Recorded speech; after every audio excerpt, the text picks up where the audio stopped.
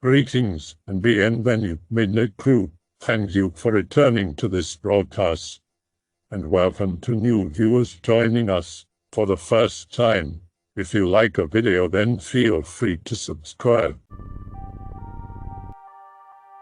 Years ago, I met a fellow researcher, a good friend of mine, and he broke down in tears telling me that his conscience was crushing him, and I asked what was wrong, and he laid it all out. He said 5 years ago, he and his team found evidence in Egypt of humans with parasites in their brain. This parasite was worm-like, but it appeared to be able to extend some kind of bimetallic tendrils into the brain. Putting an electrical source near the tendrils causes the tendrils to exhibit a strong magnetic field. This may possibly cause the tendrils to interact with neurons. He was shocked because he's never seen such an invasive parasite discovered before, let alone one preserved so well and using metallic-like tendrils. He brought this up to the head of the University Department of Archaeology, and the department head was equally shocked.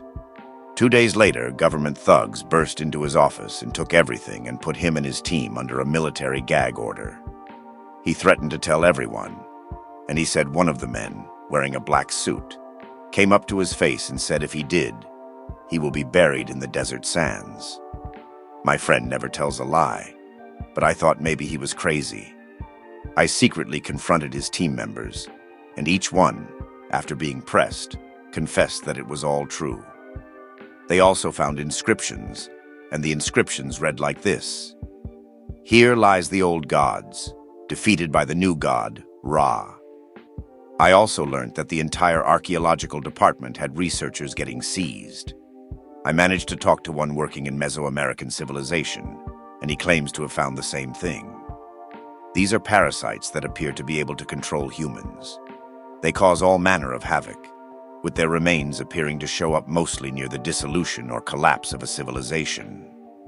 When humanity crumbles, the population of the parasites seems to go down, and as civilization rises up again, the parasites increase.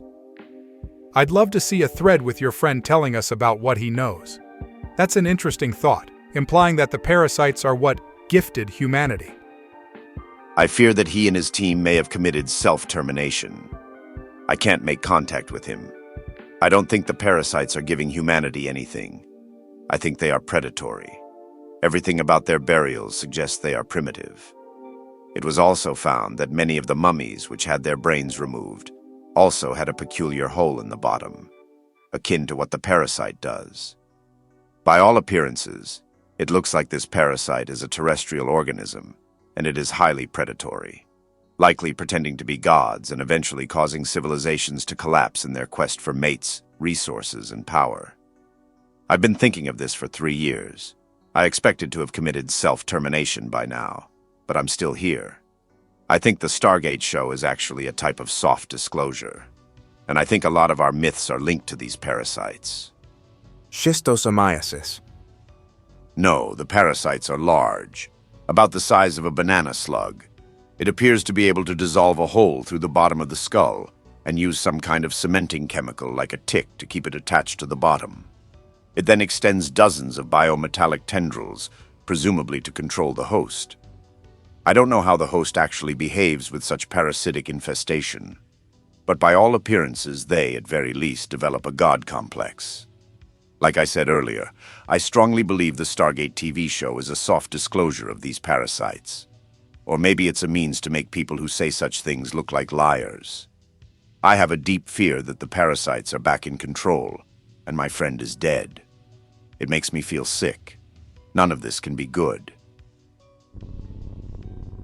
Hello/X/. I'm here today to talk to you about the worm. Rest assured, I'm not talking to you because I think you're more open-minded or more intelligent or more capable than the general populace. I'm here because you're an insular group of generally antisocial people, and as such, you're more likely to not be infected. That's all there is to it. The worm is a microscopic organism which is taxonomic, similar to a nematode.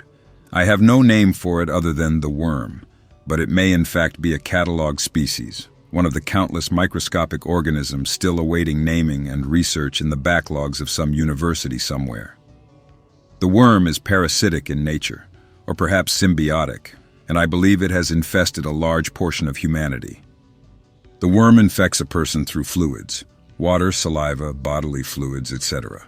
It appears to prefer the general salinity of humans and most mammals, but can survive in fresh water and for a short period in salt water. The route of infection that seems most prevalent in humans, judging by the information I have available, is bodily fluid transmission. This is probably mostly focused on saliva instead of, say, sexual transmission. It's easier to share a water bottle or a slice of pizza with a person than it is to have unprotected relations with them, in most cases at least. Once the worm has infested a host, it will begin to make changes to them. It does not, despite what you're probably thinking, invade the brain. At least not the majority of the brain. Instead, the worm invades various endocrine and exocrine glands and begins to manipulate their functioning. Through these and the hormones that they produce, the worm begins exerting a subtle influence on the behaviors of the host. It's hard to say with any exactitude what these changes are. All of my data is gleaned from observation and some experimentation carried out via purposeful infection. These are what I believe constitute the major changes. 1. Increased confidence and self-interest. Apparent diminishing of empathy, though a facade of such may be adopted. 2. Increased sociability and desire for interaction. 3. Increased importance placed upon public image and fitting in. 4. Shift in desires or interests to be more in line with the prevailing norm. Unknown if the norm is the result of large-scale infection or if the infected are simply manipulated into moving towards the pre-existing norm. 5. Vastly increased threshold for cognitive dissonance and related feelings. Infected do not seem to mind holding contradictory beliefs and do not seem to see the conflict. 6. Apparent diminishing of logic and reasoning capacities. Unknown if this is true or simply appears to be due to other changes. 7. Inability to perceive the worm, to recognize what it is, to believe in it. Those infected with either do not see the worm or its effects or will write it off as something else. Those infected cannot accept they are infected.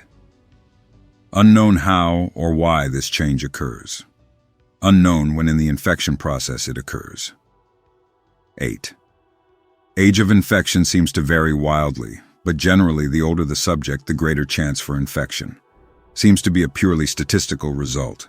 The longer one has been alive, the greater the chance to come in contact with the worm one way or another. I do not know to what end these changes are produced other than to allow easier transmission of the worm to other potential hosts. I do not believe the worm is in any way intelligent. The way it manipulates people is sophisticated but not the product of a sapient desire. However, I do believe its influence is having a damaging effect on humanity as a whole. It is my belief that the self-interest, desire for conformity, and lack of cognitive dissonance are beginning to form a large-scale feedback loop and causing large portions of normal society to become tribal and insular with beliefs and desires that cannot be understood by the non-infected and, worse yet, are highly opposed by other clusters of infected. I believe the unthinking and instinctual manipulations of the worm may lead to societal collapse. I will not attempt to argue with or convince anyone. Those infected will never believe no matter what I say. Those who are not infested but disbelieve will likely not be swayed by what little evidence I can offer. I will not ask them to believe anecdotal evidence if they don't want to. In the end, I do not even know if it matters either way. Infection may be to such a point that even convincing all uninfected individuals might not be enough to change anything.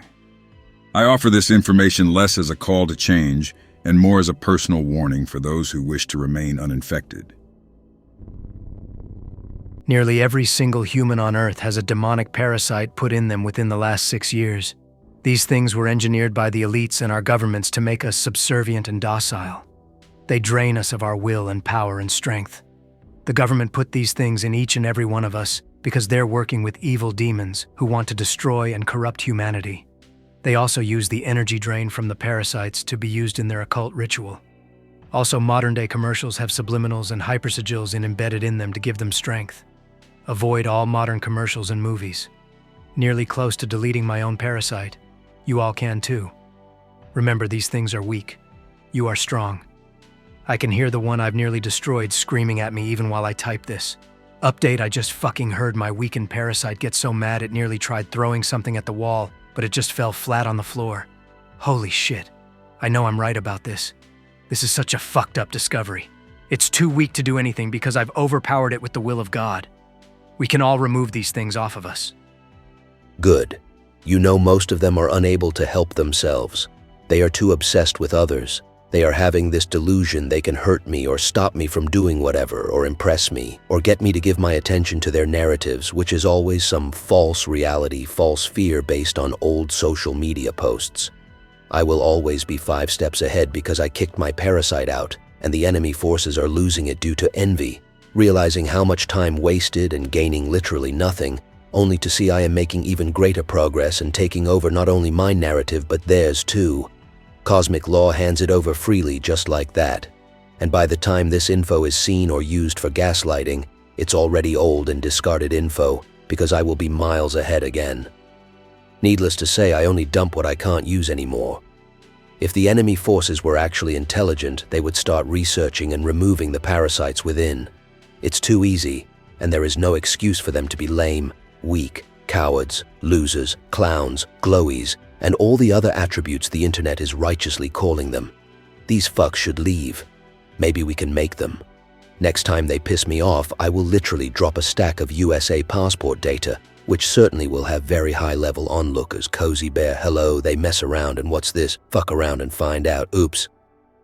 I had a vision once of me being tied down to a bed in some government interrogation room.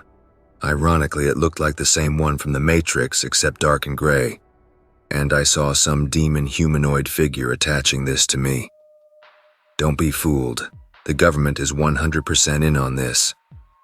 It might sound crazy, but my theory is that they may have used some kind of astral dream connection to each human being to plant these things on us. That being said, I believe these things were engineered with demonic energy and actual physical material so that they could easily infect everyone. I think they may have kidnapped every single one of us somehow and implanted these on us. I think it actually took them a couple years before they got to everyone, but they were still fast about it. That, and I believe commercials and advertisements have subliminals and hypersigils embedded in them to either give us these parasites or to somehow make them stronger by having obey parasite, parasite is good subliminals in them. The powers that be will soon be retreating below the ground, and in the process discard 99% of their control structures like government bodies, intelligence personnel, military enforcers, think tank masterminds, religious figures, mercantile and economic assets, the whole managerial, bureaucratic, and parasitic class, and countless other occulted elites and puppets across various fields, which have been hard at work in aiding and abetting them for thousands of years to shackle and enslave the rest of humanity to their doctrines and systems of control. This is the moment we've all been waiting for, anons. The great equalizer will bring about the extermination campaigns most of us and our ancestors could never even have dreamed of.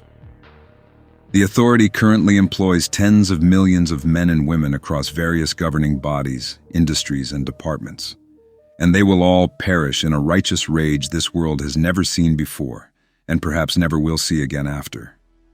6,000 years of lies, atrocities, misery, and untold suffering are coming to an end, anons. And all those currently working for the system, including those retired or decommissioned, will be hunted down and wiped off from the face of the earth for their complicity and duplicity. Rip and tear their flesh apart until it is done. If you really want to help humanity, then teach step by step how to remove this parasite. You're not going to leave us hanging, right? That's what I'm trying to learn. I'm sorry, this is all new to me too. I have a spiritual mentor and guide teaching me how to beat it, and so I'm experimenting different tactics against it. Trust me, when I finally figured my multiple step plan, then I'll tell everyone here. But I don't know if I'll figure it out by the end of the thread, unfortunately.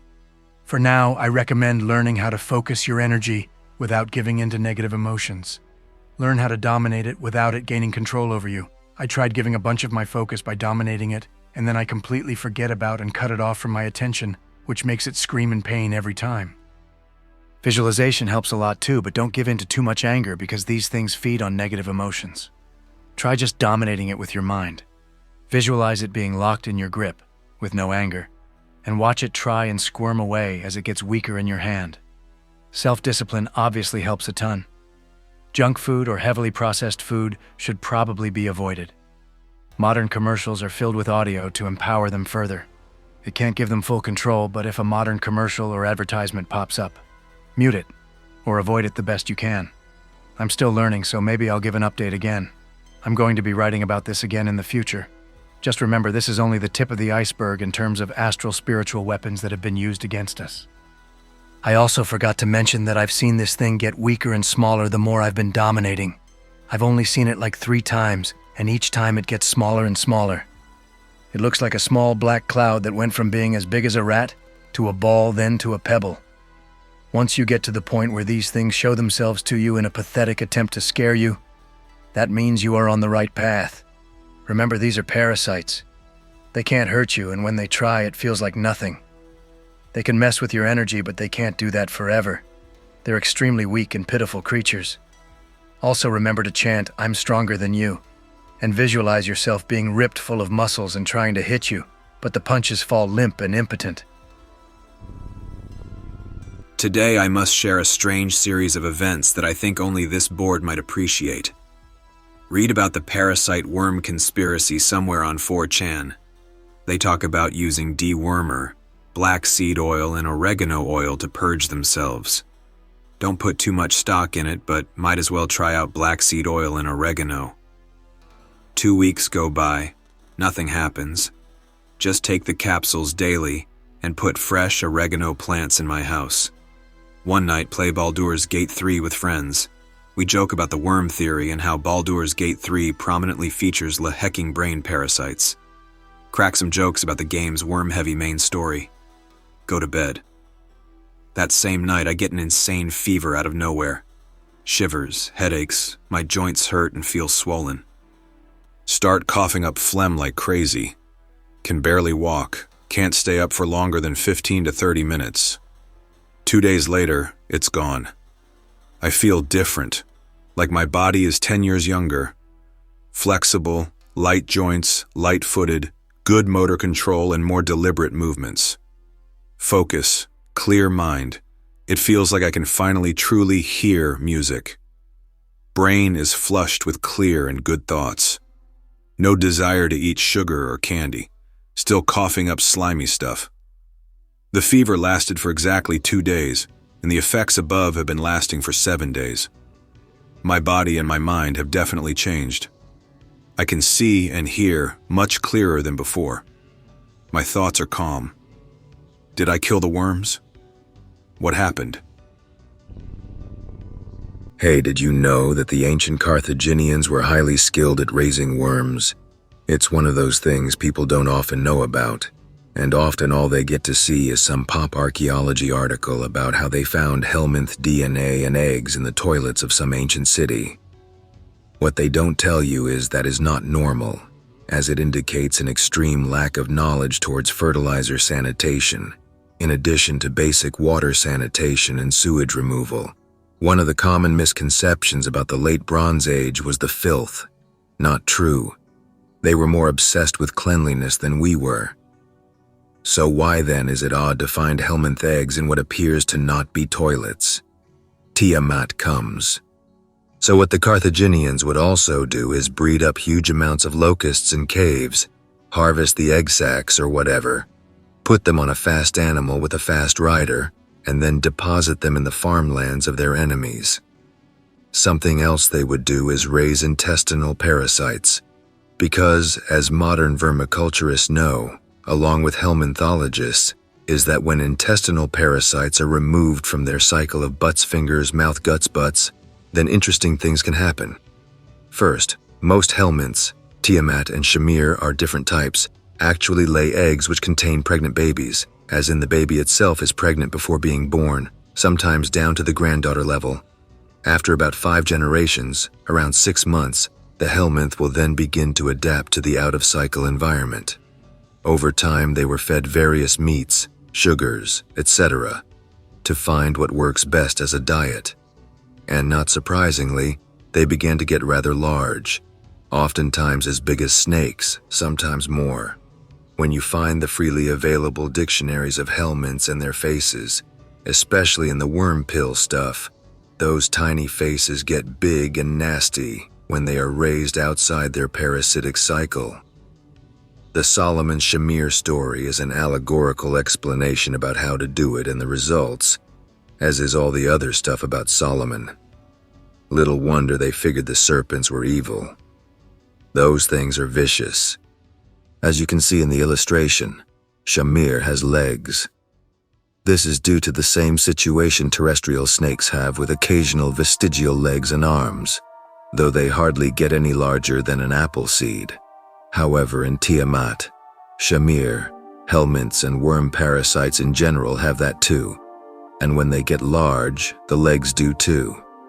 Sometimes they get scales depending on their diet of chitin, mostly bugs, crabs, and stuff like that. All of them get more durable versions of the fangs, suckers you see under the microscope that they use to attach like a leech. All in all, they are monsters who will kill and eat you to death very quickly. They have been used at various times in wars and other wicked ways.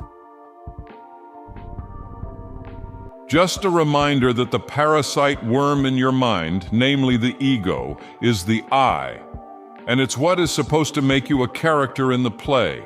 This I becomes highly intellectual and self-aware about how vulnerable it is to exist in the physical body, and Gnosticism concepts start. And nihilistic concepts, then self-harming the body, starts to get rid of the I. The ego trying to get rid of the ego to attain liberations. Yes, really. It's a tale as old as time.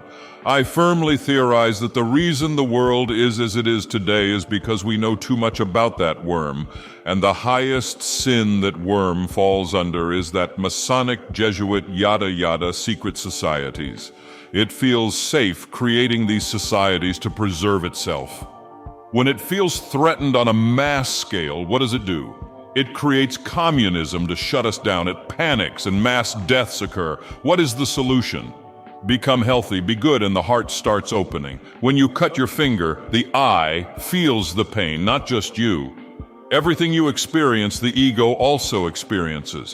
When the heart opens, the I experiences this and stops being nihilistic in the form of self-harm or mass harm in the form of tyrannical dictatorships which stop evolution because the heart and goodness are so profound. In order to kill the ego, you have to not try to kill the ego because you can't skip past the ego and become liberated. You have to humble yourself and be a character in this bullshit play. And practice spirituality from there. This is the truth.